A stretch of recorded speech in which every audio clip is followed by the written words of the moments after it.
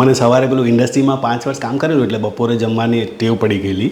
એટલે હું અત્યારે પણ સ્કૂલમાં લંચ બોક્સ લઈને જાઉં, સવારે હાર્ડલી થોડુંક અલ્પાહાર બ્રેકફાસ્ટ એવું લઈને.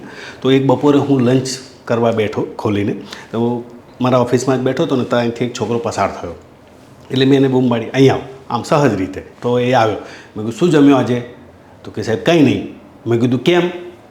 તો કે ઘેર કોઈ નહોતું. એટલે મેં કેમ કોઈ નહોતું? તો કે કાકી લોકિતે ગયા છે. લોકિત મતલબ જાય બેસણા વગેરેમાં. તો મેં કીધું તારા મમ્મી? તો કે મમ્મી નથી. પપ્પા? તો કે નથી. મમ્મી પપ્પા નથી. તો મેં કીધું રોજ તું શું કરે છે? તો કે રોજ તો સાહેબ હું ભૂખ્યો આવું, પણ કોઈક દાડો દોસ્તારની ઘેર થઈને આવું ને તો એની ઘેર ખાઈ લઉં. સાહેબ મારા હાથમાં કોળિયું અટકી ગયું. એક 10મા ધોરણમાં ભણતો છોકરો ભૂખ્યો આવે છે. મેં કીધું રોજ કાકી? તો કે મારી કાકી છે, પણ કાકી સવારે ખેતર જતી રહે. કાકી એને બહુ સારી રીતે રાખે. કાકી જમવાનું બનાવે 12 વાગે. એટલે આગલા દિવસે રાત્રે જો રોટલું કે કંઈક વધ્યું હોય તો હું ખાઈ લઉં, અને નહીં તો હું એમને સ્કૂલે આવું. પણ હું આવું ત્યાં રસ્તામાં એક દોસ્તારનું ઘર છે, એ મને એની મમ્મી કાયમ ખવડાવે. સાહેબ મને તો ઉતરી નહીં રોટલી. મેં તૈયારીમાં બેસાડ્યું, મારું ગળું ભરાઈ ગયું સાહેબ. આ વાત સાહેબ મેં સાંજે મારા પત્નીને કીધી કે એટલે મને બહુ પીડા થઈ સાહેબ. લાખો કરોડો રૂપિયા ખર્ચી રહ્યા છે શિક્ષણ પાછળ, અને એક બાળક ભૂખ્યું શાળાએ આવે છે. અને બીજી બાજુ તમે જુઓ તો સાહેબ એના સ્પોર્ટ્સની કિટમાં કે એનું બેટ ને પેડમાં હજારો લાખો રૂપિયા. સિટીના છોકરા તો આપ જાણો. તો મને બહુ પીડા થઈ સાહેબ. હું ડાઇનિંગ ટેબલ પર રાત્રે જમતો એ દિવસ મને બેચેની લાગે. મેં મારા ધર્મપત્નીને વાત કરી, મારી અર્ધાંગીરીને ક્રિષ્નાને. મેં કીધું આજે આવું થયું, મને બહુ પીડા થઈ.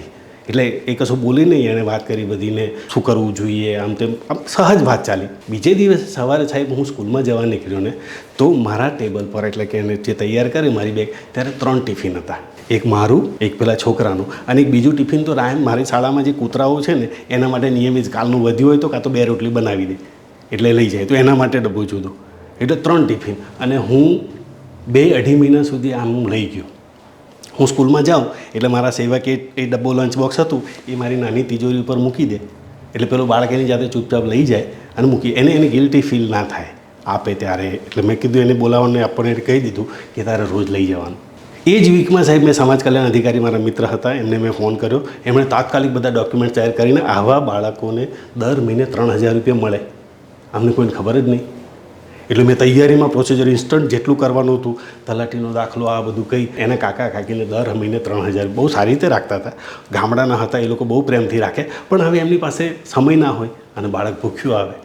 અને મને ઈશ્વરનો પાડ એટલા માટે માનું કે એવી જીવનસંગીની આપી કે જે મેં કીધું નથી કે તું આનું ટિફિન આપજે કાલથી મને. અને સવારે સાહેબ ટિફિન મારા ટેબલ પર હતું.